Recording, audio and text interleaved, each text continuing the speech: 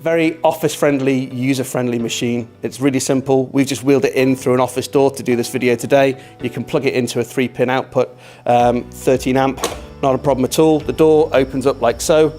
You've got a built-in camera on here so you can actually monitor what's going on the machine whilst it's printing on your phone, your iPad or on your computer upstairs if you're away from the machine.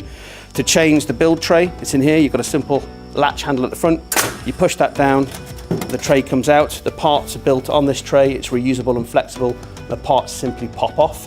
To put it back in, you drop it in and you lift the handle back up and it locks in place.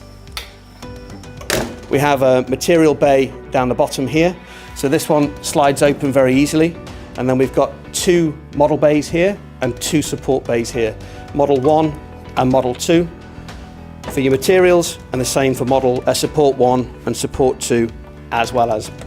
This means that you've got long running times on the machine. You don't have to worry about running out of material or having to come back in and do those changeovers. It does it for you automatically. So you can have days of unattended use on the machine, especially if you're building those large tooling, jigs, fixtures, CNC machine tooling, or those large prototypes as well as. For the user interface, for the material, if we stick with that, you've got 2 bays here. It's obviously denoted material 1 and 2 and support 1 and 2 as well. Tells you the name of the material that's loaded onto the machine along with the percentage of material left on the canister itself. So again, it will automatically switch between material bay 1 and material bay 2, and the same goes for the support if you're running low on those.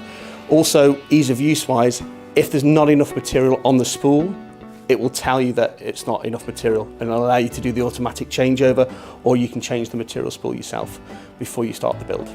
So we've covered off the material bays and how to change the tray over very quickly. Let's have a look in the top of the machine. So it's got interlocks on there so it's safe. You can't open the door whilst the machine's printing. You can't open the lid on the machine without opening the door first. So you have to open the door first, pop the lid up.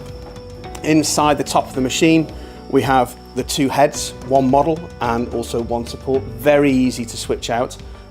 Takes less than a minute to change the head and about a minute to change the material over as well as. And we'll do a close-up on how to do that later on in the video.